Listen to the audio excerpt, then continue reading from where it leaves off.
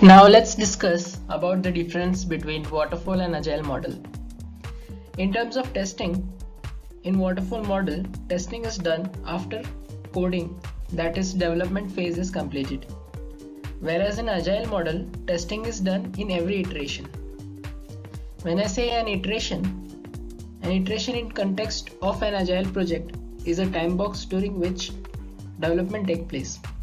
For example, the requirements that are achievable in 2 weeks are picked, and this time box phase is called as an iteration.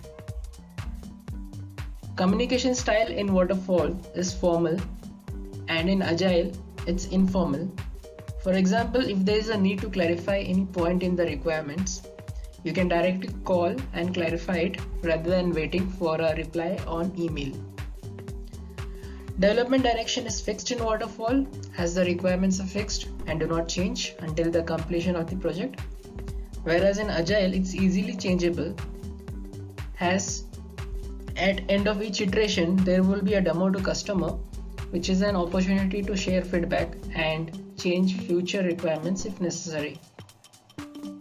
Talking about organization structure, waterfall model is basically implemented for large organization where it's a highly formal environment, whereas agile model is basically implemented for small and medium organization where there is flexibility and the customer is participative.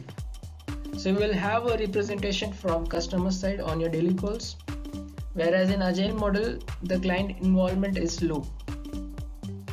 User requirements in waterfall model are detailed and fixed, whereas in agile model it's an interactive input.